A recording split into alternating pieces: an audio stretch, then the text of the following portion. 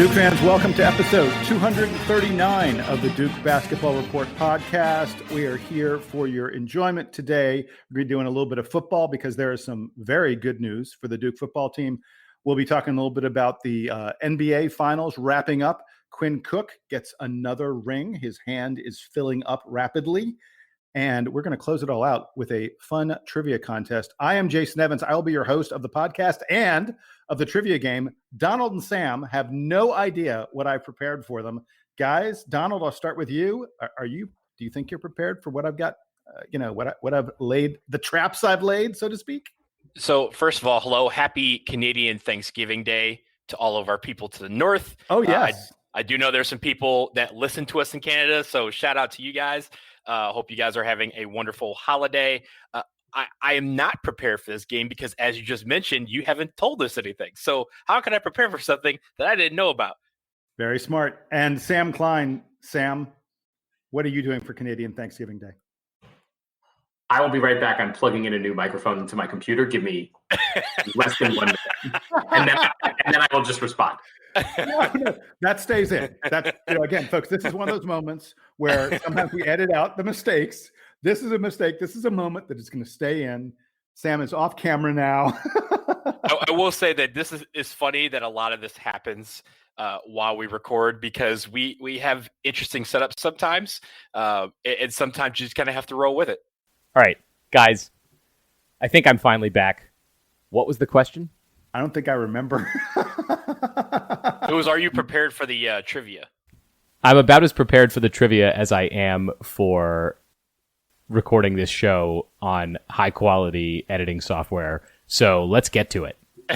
I love it. And we're going to start with the best news of the weekend, which was that the Duke football team got into the win column with a 38-24 victory over the Syracuse Orange. It was a game that didn't start out great. I mean, we scored a touchdown, but then they immediately had an 80-yard bomb which was one of the best passes I've ever seen in a college football game. And they tied it up. And then a short time later, suddenly, Duke's getting sacked and having fumbles get returned for touchdowns. And it felt like going to be the same old, but lo and behold, the Blue Devils hang on, pull away late and win 38-24, a much better result, obviously, than we've seen in previous games, but still 4 turnovers. Not something great. Donald Wine, what are your takeaways from this game other than the fact that Syracuse is pretty bad? They're really not good. They weren't good, but you know what? They weren't the worst team on the day. The worst team on the day for me was the ACC network because I live in an ACC city. And I could not watch this game because it was blacked out locally for a channel that does not exist locally. This is something that needs to be fixed. I had to watch via a dubious stream, but I was able to watch the game thank you to the internet, whoever it was in some, I guess, real ACC city that was able to stream this game so that I could watch it. But anyway, to the game, I will start with the positives. The positives are our run game was incredible. Our run game, Mateo Durant, Deion Jackson, both rushed for over 150 yards each. They were tremendous on the day. I loved the fact that they were able to take a few weeks that they had some really bad games and just kind of go after it. Our run defense was equally as good. We only allowed, I think, 38 yards rushing on the day or 58 yards rushing on the day, something like that, but very, very good from our defensive line. We talked about the defensive line. We talked about them being a team, a unit that can step up in this game, and they did that really, really well against the Orange. And Jason, like you said, I think they are really bad. At halftime, we were up 11, and Coach Cut was indignant about the fact that we couldn't take care of the football. It was like, yes, this is a big, major problem, and we are going to fix it. I don't know what he said at halftime, but he probably chewed him out. Yeah, so go ahead. I loved his comment coming into halftime. They interviewed him as he walked off the field, and Duke had the lead, and he said, look, I hate to be irritated with a 10-point halftime lead, but we've got to take care of the dadgum football, and I'm going to let them know that. And I bet he used different language than dadgum football when he talked to them at halftime, because they did do a better job. They did a better job in the second half. Yeah, he did. They used some adult language at halftime, but it worked because in the second half they came out, and again, it wasn't the prettiest game by any stretch. There's a lot of the ugliness we've seen from Duke over the last 4 weeks present in this game, but Syracuse is not good at football right now. And we were better on the day. Our run game, I think, was the difference. Our run defense was also equally as good. Chase Bryce, I thought, played pretty well. 258 yards passing, or 282 yards passing, and really, for the most part, he took care of the football. He only had one pick, and he still has to learn. There's some reads that he's not reading quite quickly. Gunnar Holmberg is doing the same thing a little bit, but I think all in all, this is a positive. You take this win, you learn from the mistakes you made in this win, and you apply them, and hopefully we get another win this Saturday against NC State. Yeah, and it's worth noting that the schedule, I was looking at the back half of the schedule here, and there are a lot of winnable games here. I'm not saying Duke's going to win those games. Look, the team that played BC is not winning many more games in the ACC, but the team that played Notre Dame, and to some extent the team that played Syracuse, especially in terms of our rushing offense, that's a team that could beat a lot of ACC teams, and we may actually be in for a surprisingly decent season here. Look, 645 yards of total offense. 645 is an outrageous number. It's the most offensive yards a Duke team has had since 1982. My goodness. But like you said, Donald, 4 turnovers. And look, we were lucky. There were a couple other throws that could have been picked off. We got lucky. There was a running into the kicker play that ended up resulting in a first down, and we ended up getting a TD out of that. There are a lot of things about this game that I thought came out lucky for us. Now, we were also unlucky at times that Jake Bobo had a touchdown catch that they called him down at the 1. We only ended up getting a field goal out of that series, and that was very unlucky because if they'd bothered to go to replay, Duke would have gotten the touchdown because he was clearly in the end zone. But you have to play great when you have 4 turnovers and the other team, doesn't, and you win the ball game. I mean, that shows you how much Duke dominated other phases of the game.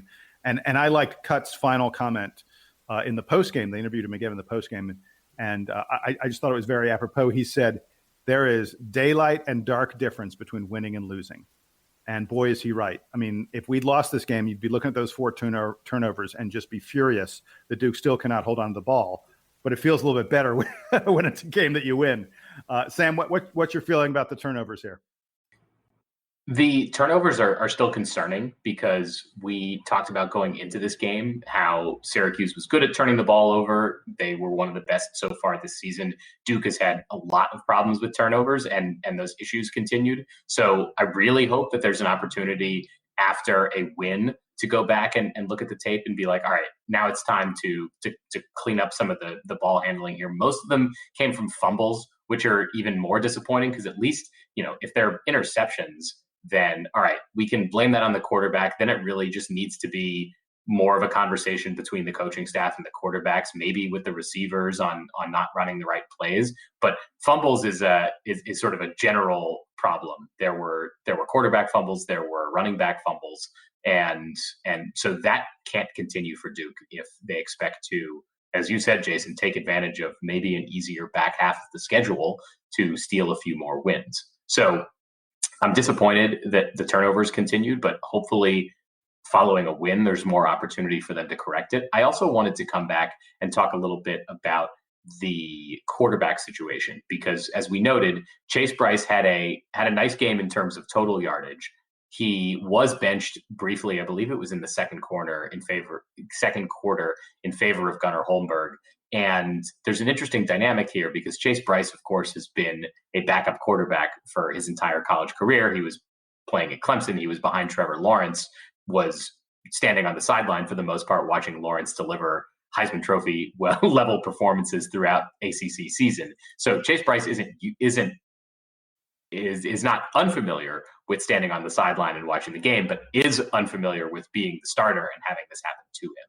So he also demonstrated a fair bit of poise that I was really impressed by in having this situation come up for him where Cutcliffe decides to bench him and then comes right back in the second half and is able to recover from it and still have kind of a nice game. Hey, Sam, I actually think it is very possible.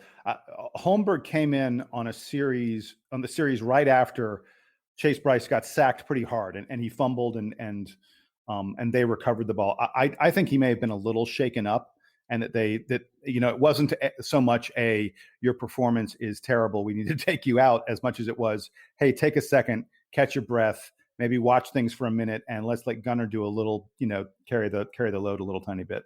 Regardless of whatever it was, Bryce handled it maturely, and it doesn't seem like there are going to be any issues going forward. I think it's important for Gunnar Holmberg to be ready to go, which it seemed like he was in coming in the middle of this game. So the quarterback situation to me seems like, mostly I'm just happy that they have mature guys on the sidelines, and that the communication between the coaching staff and the quarterbacks is good. Hopefully it means that they can clean up some of the turnovers going forward, because everyone appears to be on the same page here. And then I did want to come back because Jason mentioned that he expected that Coach Cut was using saltier language in the locker room.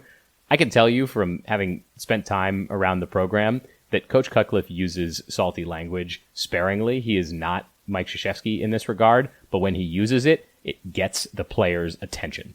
Ooh, that is some good insight there from Sam Klein. Hey, we haven't talked much about the defense. Very, very impressive performance by our D, I thought, for the most part. Donald? I agree. Like I said, I thought their run defense was incredible. I wanted to give a quick shout out to Victor Dimukeje, though, because he had another, I believe, sack and a half today. He is only 2.5 sacks away from catching Charlie Bowser and the Duke record for all-time sacks in a Duke uniform. So he's going to set that record. He's going to set that record very easily. He's been doing really well this year. He has 5.5 sacks on the season so far, including that one against Boston College, where he was just shy of setting the single game record for sacks in the game. So he's doing really well this year. Charlie Rumpf is doing well on the other end. And they showed it yesterday. They showed why they are really probably the best duo, at least defensive end duo in the ACC, if not the country. All right, guys, let's get to a little bit of basketball here, and specifically the NBA. The bubble is done, and the bubble burst for the Miami Heat, I guess you would say, as the LA Lakers. Does it burst in the NBA Finals? I'm not sure. I don't feel like it does. They were a 5 seed. That's a Cinderella. I guess so. Yeah. They clearly exceeded expectations in the playoffs, and huge tip of the cap to them for making a really good series out of it.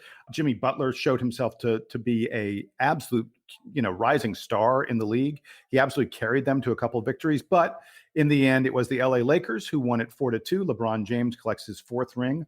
Third different team upon which he has collected a ring. I think I want to say the Lakers it's their 17th title, something like that, something outrageous. But guys, let's talk a little bit about what our takeaways are, other than the fact that my buddy Quinn Cook picked up, friend of the podcast, Quinn Cook picked up another ring. Didn't play a lot, but you still get a ring, still get that winner's check, and still get that bling on your finger. Sam Klein, what do you think about the bubble and the NBA playoffs? Well, why don't we start with Quinn Cook? Did you guys see that after the game, apparently Quinn Cook got left at the arena while the team bus was rolling out, and J.R. Smith went live on Instagram, and Quinn Cook was commenting, "Hey, turn the bus around. You guys forgot me." So that was a funny moment. At least they didn't forget him on their way to the club, because there was no club to go to. There are no clubs open right now. It's the pandemic.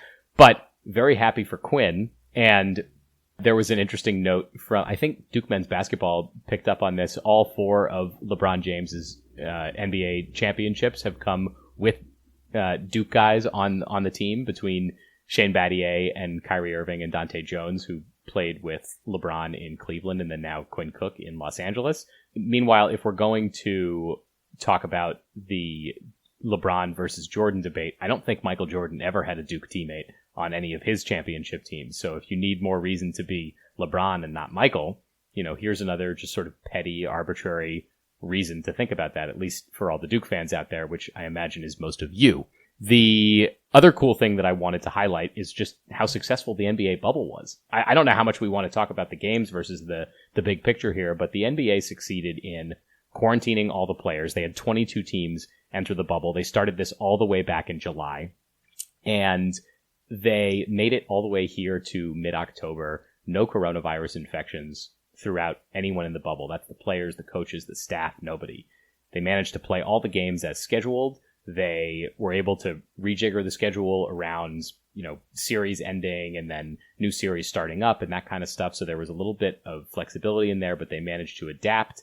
You didn't hear the players complaining about any of the protocols or anything. I think a lot of them got lonely while they were there, which is understandable. They were away from their families for months at a time, as were the rest of the staff. But I think overall, you could say that the NBA bubble was a great success. It limited, it kept everybody healthy, and they were able to get all the way through to the finals and maintaining the same protocol. And by the way, they did it while highlighting a variety of social justice issues that if you were going to write a textbook on how to be politically involved and how to be standing up for things that you think are right and doing so in a peaceful and powerful way, could you have done it any better than the NBA did? I don't think so. And so I commend them, regardless of what you think about the specific messaging, regardless of any of that, you have to commend them for having a platform and using it to the best of their ability, which I think they absolutely demonstrated here. And I am now so excited for the NBA to return whenever that will be. And I know that we're going to be talking a lot about the draft and free agency as those things are coming up for the NBA pretty soon. But my extreme congratulations to everyone involved in making the bubble so successful. I was going to say a lot of the same things you did, so I'll trim my comments up a little bit. I don't know that the NBA is going to form this same kind of restrictive bubble again. It was really difficult. I want folks to understand everyone, and not just the players, not just the personnel, associated with the teams, but like everyone involved in this had all kinds of special technology that they had to use to make it work just right. They had the special proximity alarm that would beep anytime you were within 6 feet of another person for more than, a minute or something like that. They had special rings on their fingers that monitored their temperature in real time and would alert you if someone's temperature was spiking in any way. They had a special app where they had to put in their, they would take their temperature, they would take their blood oxygen level every morning, and they would put it into this iPhone app that was constantly tracking these things to make sure that everyone was as healthy as they presumed to be. It was truly, an impressive use of technology, but also really restrictive. The players, we've heard from it now. The players, I don't think, enjoyed this. They knew they were doing it for a reason, but they did not have a good time in the bubble for all this time. And we talk about LeBron James winning a title. If LeBron James and the other stars of the league, and LeBron is the biggest voice in the league, we all know that. If they had not wanted this to happen, if they had not been enthusiastic about making this happen, there's no way it happens. The league would not have been able to put it together without a full buy-in from the players. And part of that was the players being really interested and concerned about social justice. I want everyone to remember that the way the coronavirus plague, really hit America, the way we recognized that it was here was Rudy Gobert got it and the NBA shut down. That was, if you want to track a date, that was when America realized that this was on our shores and we had to deal with it. March 11th, the day the sports stopped. Exactly. It'll be a 30 for 30 one day, for real. Like it is one of the most important days in sports history, and not in a good way. But I'll tell you something else. Another huge day in sports history was the day the Milwaukee Bucks walked off the floor in the bubble because of of the violence that was happening against African-American men. And the NBA didn't. People forget. It looked at that point like the league might be done. For 3 days, we did not play any games. And there was serious talk. There were plenty of teams, plenty of players who were like, no, we're done. We tried to make this work. We tried to make our point to the American public about Black Lives Mattering. And it's clear that people did not hear us. And it took a lot for the league, for the players to come back and say, no, we're going to continue. So there's just, Donald, you want to talk a 30 for 30. This should be a 90 for 90, a 120 for 120, whatever you want to call it.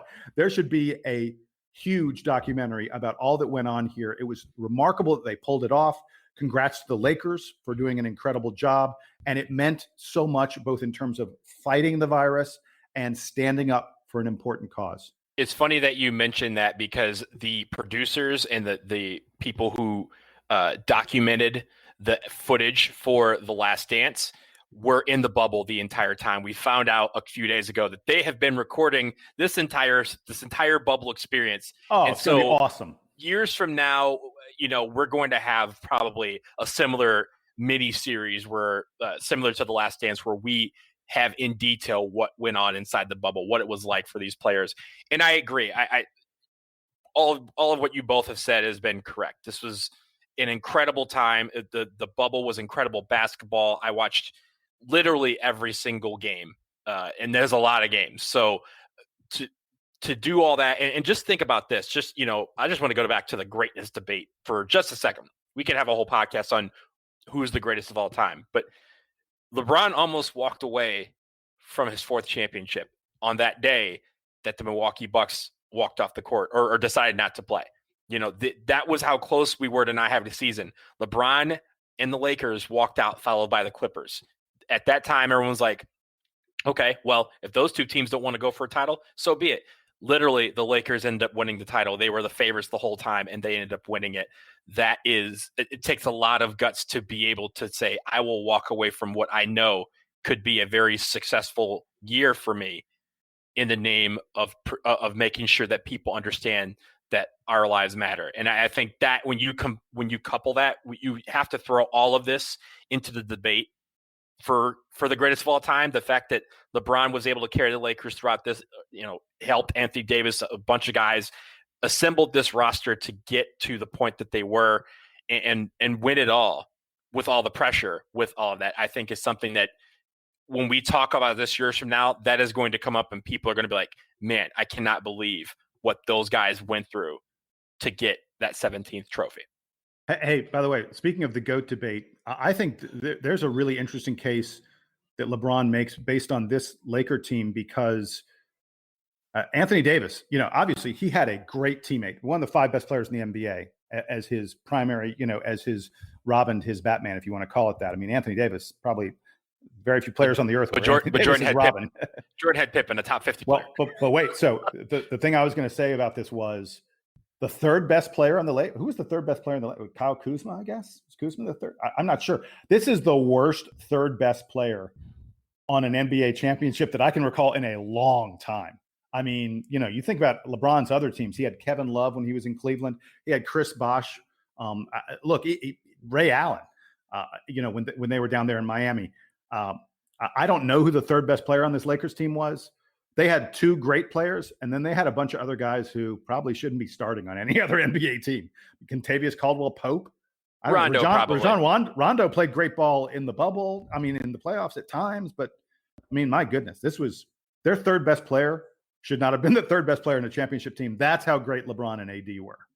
Yeah, it was special to watch. I hate the Lakers, but watching these playoffs and watching them play, they deserved every bit of it. They played the best. They were the best team.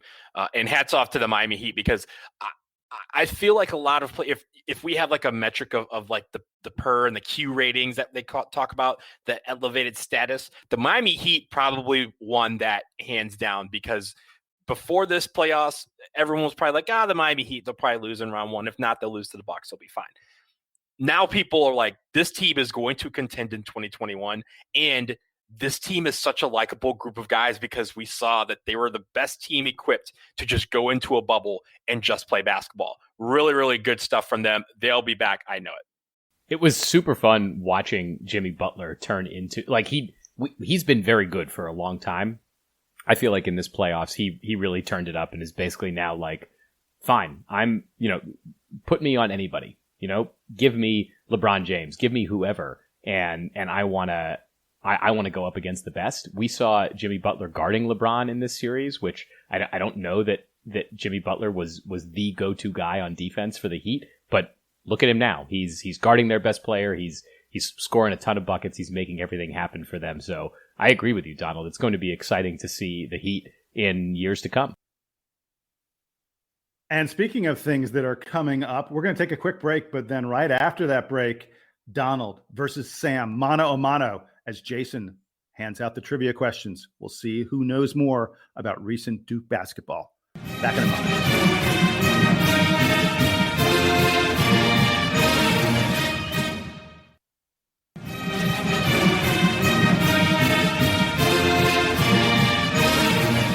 right, gentlemen, you ready for it? It's time for a little bit of trivia. I came up with this. Okay, so for this trivia, I'm just going to go on the record before we start that if I lose, this was rigged. I had no idea what these questions are. This is not fair. If I do win, this was a great game. Jason, you did a great job in setting this up. Okay, well, that's as good a way as any to start this segment. So here we are. We're about to do a little bit of trivia. We didn't have a ton on, in this edition of the podcast. So I said, you know what? I'll make up some questions. I'll let Sam and Donald go up against each other. So folks, just so you know, even though you can only hear us, we can see each other. So the way these questions are going to go is I want you guys, you're going to have to raise your hand. And I'm going to call on whoever raised his hand first. There are 10 questions, but there are bonus points after each question. And some of the questions are worth multiple points, depending on how many you get right. This trivia quiz is all about what I'm going to refer to as AP, the AP area after pod. All these questions are about things that have happened since the DBR podcast came into existence with the 2014-15 season. So unlike, I'm an old guy. I could go back. We could do trivia about stuff in the 80s and 90s. I'd probably kick your butts.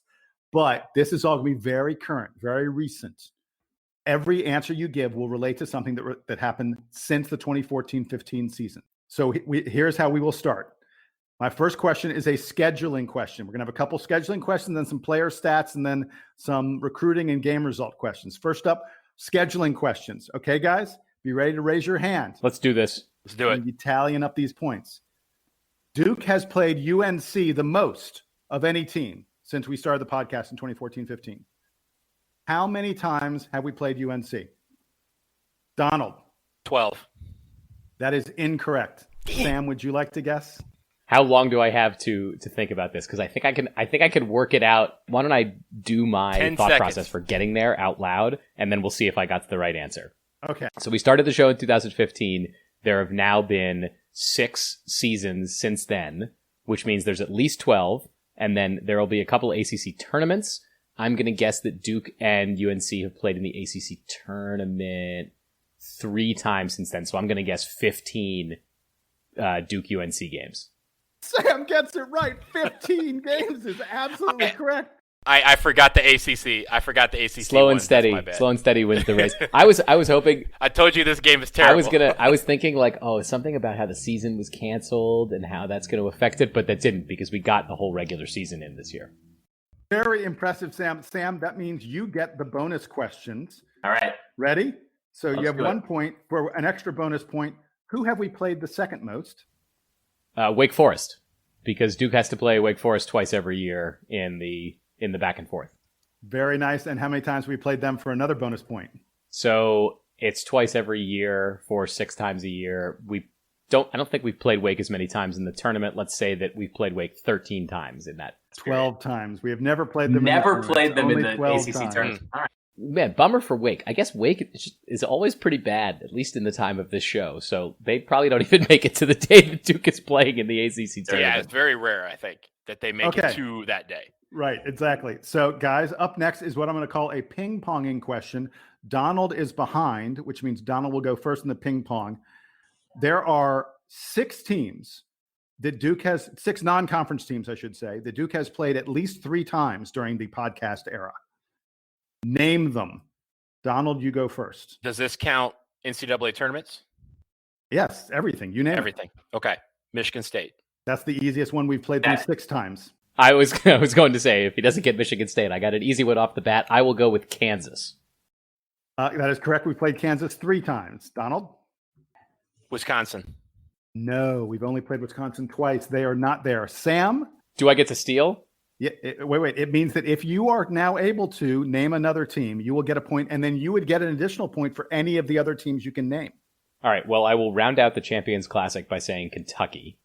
No, we have only played Kentucky twice. Wow. Played Kentucky twice during the past 6 years. So that's why I asked about the tournament, because I knew we had played Wisconsin. I thought we had played Wisconsin in a couple of ACC big tournament challenges, and then the 2015. How have we only played Kentucky twice?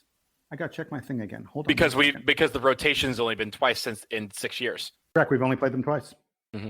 How many teams? No one gets a point. No one gets. I know we're not getting points, but we need to at least salvage our dignity. It was at least 3 times. Has Duke played Michigan 3 times in that span? Hold on. Here are the teams. You guys named Michigan State and Kansas. That's it. And then we got Wisconsin and Kentucky wrong. Correct. The other teams are we played St. John's 3 times. Oh, we always play St. John's. We've played Indiana 3 times. Oh, yeah. We have played Yale 3 times.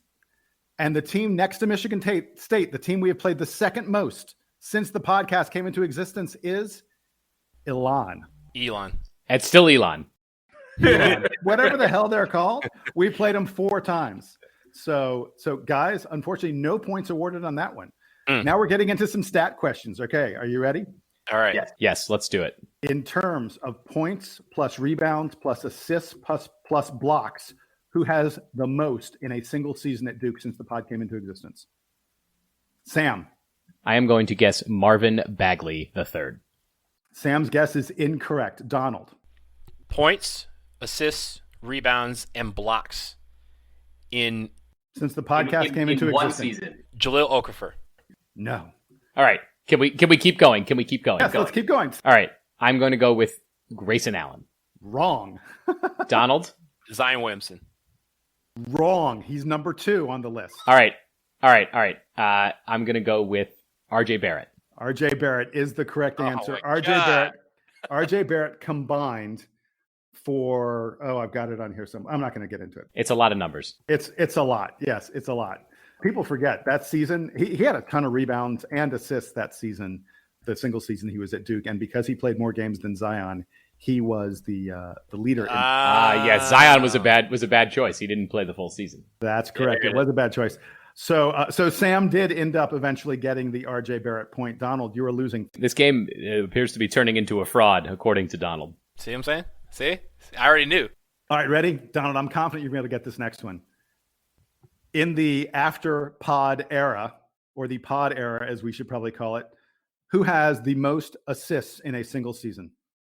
Do I get to jump into this, or is this a question for Donald? It's both of you. Yeah, it's a I'm going to guess that the most boy, for a guy who raised his season hand, you're taking your time. Is Trey Jones? Is Trey Jones? Trey Jones is incorrect. Most single season assists. Donald? You said most in a season or most at Duke? Most in a season. Single Most in a season. Single season. Single season. That would be Grayson Allen. Incorrect. Tyus Jones. Guys, come on. Here was my thought, all right? Let me defend myself. Tyus Jones played with Quinn Cook. And I know that Tyus Jones was the point guard, but Quinn Cook also handled the ball a lot. Quinn had those years that was he had those games where he'd have 2 points and 15 assists. Right. So I didn't think that it was possible that it could be Tyus Jones, but here we are. Tyus had 217 assists in that single season. And how many did Trey Jones have in his freshman season? Trey had 192, and you guys still haven't named the guy who was second to Tyus. I'm going to say Trevon Duval, perhaps? Trevon Duval had 207 assists, second to Tyus. By the way, you mentioned Grayson Allen was third. You know who was fourth? RJ Barrett. RJ had 164 assists. Those alley-oops. But he won't win a title until he leaves New York to go play anywhere else. So gentlemen, we will not be giving out any points on that one. None of you ended up getting it, or it took you too long to get it. So I'm not giving out any points on that one. So my next stat question, most total blocked shots, not a single season, most total blocked shots. Donald. I'm going to go Javin DeLaurier. Man, that's a bold guess. Hey, 4 years, man. Hey, you had to go 4 years. There's someone else who went 4 years who's just going to crush you on this. Sam? Wait, there's somebody who played for, Emile Jefferson.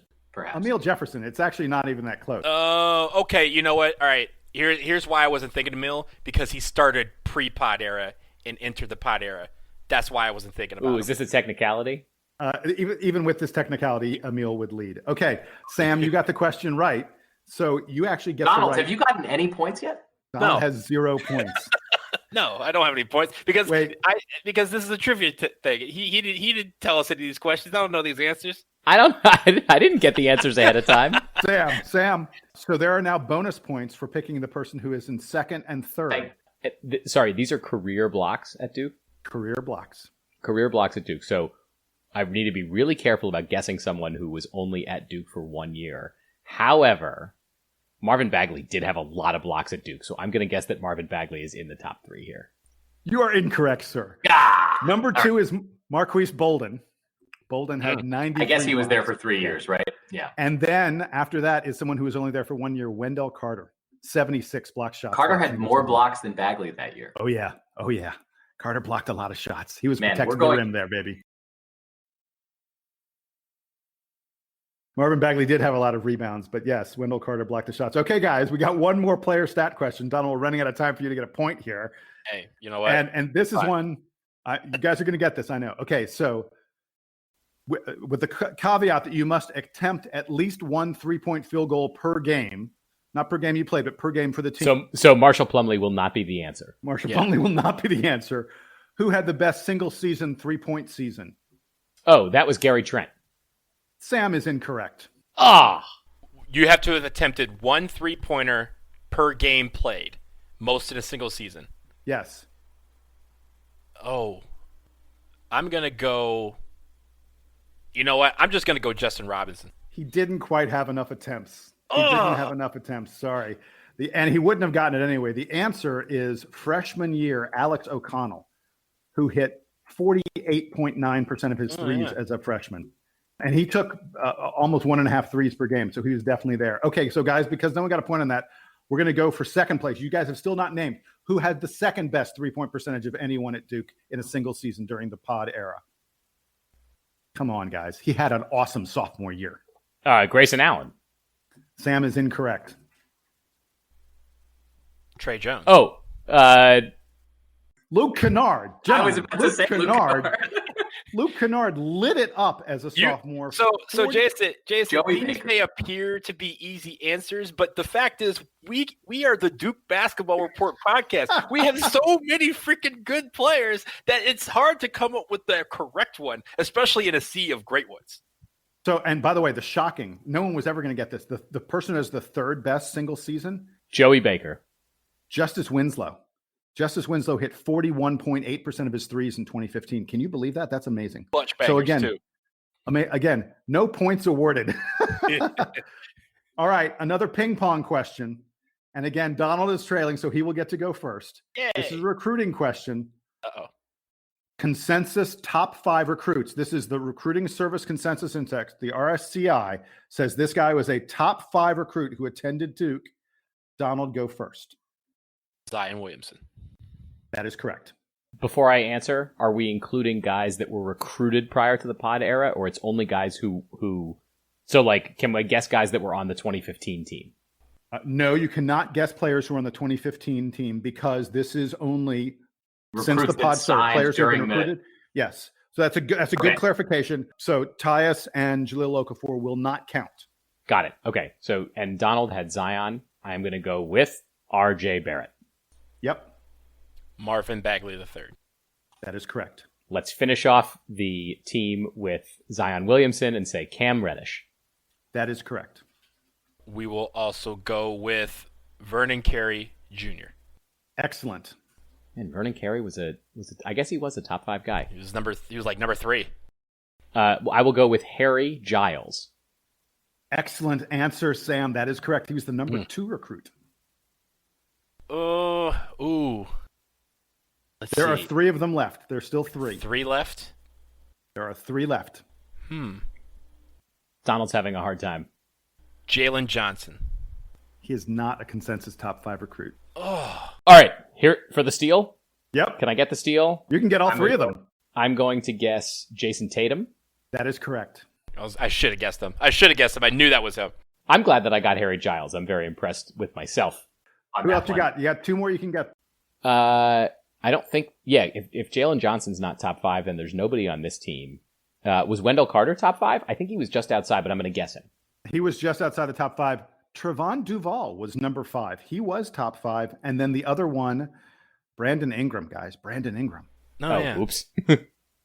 Sea of greatness. Too many dudes. Too many great. That's too many great the problem. news. Okay. Up next, I got a question. This is built for Donald. You ready? But I got to see hands. So How many times has Duke topped 100 points during the podcast era in a game? How many times we scored 100 points? The Donald Wine special. That's the Donald Wine special. Donald Wine. Duke scored 100 points. Sam, I'm going to take a stab at it first. I'm going to guess 8 times. 8 is incorrect. Donald, if you are closer, you will get the point. 100 times 7. No, it's 13. No, he went in the wrong direction. It's definitely more than 8. Me? It's definitely more. It's 13. Okay. Next question, somewhat related to this. Within 5 points, what is the most points Duke has scored in a game during the podcast era? Ooh. I saw Sam's hand go up first. I am going to guess 125. Actually, I won't say within 5 points. Donald, do you want to? 132. The answer is 124 against St. Francis in 2017. Oh. Let's go, baby. That's what and that's the game I was trying to recall too. I was like, what was that final score? That was the one I think that Marshall Plumlee hit the 3, where he won by 71 points. That sounds the source of the second greatest Duke men's basketball YouTube video. I believe I can fly. I believe I can fly. Marshall Plumlee, second only to Kyle Gets Buckets. Yes, for those who have been following Buckets. That page for a long enough time. There you go. All right. I got another one coming, guys. We're running out of questions, and I don't think there's time for Donald to catch up, but we will try. I'm not worried about catching up. I've gotten some questions right. I just don't get the points for them. That's all. You got to get a point, man. Okay. Among teams that Duke has played at least 5 times, which is basically the ACC plus Michigan State, who does Duke has the best record against? All right. Which? Donald, wait. Donald's hand is up. Donald? Michigan State. No, we lost to them in the tournament. You were there with me. Yeah, but that doesn't mean we don't have the best record. We do not have the best record again. There's got to be an ACC team that has not beaten us in that time. The question is, which ACC team stinks? That much. I am going to guess. I think it's Georgia Tech. Sam, that is so impressive. Oh my Duke God. is 6-0. 6-0 against Georgia Tech during the podcast era. They stink. I swear I thought we had lost to them. There was one game where we almost lost to them when they were terrible. Nah, they stink. Okay. Yeah, they you always ready? have. Wait, Sam now gets the possibility for the bonus question. All Who right. is our second best record against? I think I'm going to say Wake Forest because I think we've only lost to them once. He is amazing. We are 11-1 against Wake Let's go, Forest. baby. during the Let's podcast. go. This Let's is go. out- No, but we don't play Michigan State twice a year, Donald. So I don't care. I don't care. This is outrageous. Sam, I will allow you to continue. Can you go one more? All right. It's still not Michigan State because I think there's probably another ACC team that we've only lost to once in that time. Let's say it's Boston College. You are correct. We've only lost to Boston College once, but we are 6-1 against BC. We are 7-1 against FSU. We're also 6-1 against Pitt. We're 7-1 against Florida State in that time. Yeah, that's pretty. Yeah, which is amazing considering how I was many gonna times say, They're pretty good. Well, also considering the fact that if we're judging according to the Georgia Tech and Wake Forest standard, which is they stink, Florida State does not stink. They're usually very good. I mean, And they've last won few the years- ACC twice in the podcast era. So And Duke has not won the ACC, at least in the regular season in that time. So no. Okay, guys, unfortunately, I'm on to the last question. The opposite of the previous question. Who does Duke have the worst record against during the podcast era? Again, of teams we played at least 5 times. I'm not counting teams we played only once or twice. Sam's hand is up. I am going to say NC State. That would be incorrect. Worst record. Notre Dame. Okay, so you know what? Hang on a second. I'm going to have to double check these. I didn't check either one of those. Give me 1 second. What? We've lost a bunch of games to those teams. What? Donald, Notre Dame is correct. We are 7-4 against Notre Dame during the podcast era. Yeah, you guys were worried I wasn't going to get a point. Donald, this means you have a chance now to go back and get an additional point for naming other teams that we don't have a great record against. Who is the team that we are second worst against during the podcast era? Second worst. I'm going to go Louisville. The answer is UNC. We are That was going to be my 9 next yeah. guess. Yeah, we're Yeah. 9-6 against the Tar Heels. They are the I guess team that that's it second makes best sense. We against. play them too much, so. Yeah, we play them a lot. And it turns out they're good a lot, too, which is very frustrating. So the final tally is Sam got 10 points. Donald got 1 point. At least you weren't. At least it wasn't as bad as Georgia Tech does against Duke, Donald. It's the travesty, is a mockery, it's a sham, it's a Travis sham mockery. I told you before this happened, what was going to happen. Donald, if you come at the king, you best not miss. Well, I didn't know you're the king. He didn't prep me for that. If he had prepped me for that, I would have studied or something. But no, I had to do this off the cuff. Some of those answers by Sam were really impressive. Sam, Yeah, he pulled I some am out. bowing And also, down. I will be clear that the ping pong questions, I do like those because we did both get answers right. It wasn't like I just missed the first question. So that is true. We had to get down to the nitty gritty before we started coming up with misses. If you did better than I did in this game, email us at dbrpodcast@gmail.com and tell us that you are a bigger nerd than I, or at least we collectively are on this stuff. If you did better than me, do not email us because we don't need all these emails. Okay. Like we can only read so many. We want to just read. If you got more than Sam, great. If you got more than me, just put it on the forums or something. I am a little bit embarrassed by this win, but I'll take it. I am overall mostly excited about it. And a huge prize will come with it. I will tell you right now, Sam Klein will get to host the next edition of the DBR podcast as his prize. It's a big for one. Winning the contest. But that's going to wrap it up for this edition of me, Jason Evans, hosting the podcast. Sam and Donald, thanks so much for being with me. Like they said, folks, we want you to email us, dbrpodcast@gmail.com. Let us know what you think about what we're doing. You can also let us know what you think by putting in a review on whatever app it is, wherever it is you listen to podcasts. Give us a 5-star review. We will read those reviews out here on the air when we have time, when we want to say how much we love you after you have said how much you love us. Don't forget to like and subscribe, all that other stuff we always tell you to do about these podcasts. But again, we thank you for joining us. We'll be back in just a few days. I'll give you an advance tease. We're probably going to be talking to another Duke basketball player sometime in the next couple of days, and we will have that on the next edition of the podcast. Until then, I am Jason.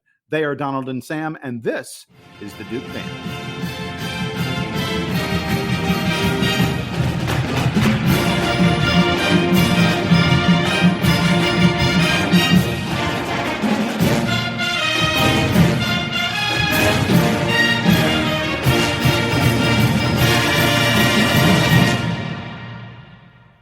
This is like Tin Cup when he had the shanks, and he's like, "Yo, take this tea and stick it in your." It is literally. Take this and put it in your right pocket. It is. I am literally Tin Cup with the shanks.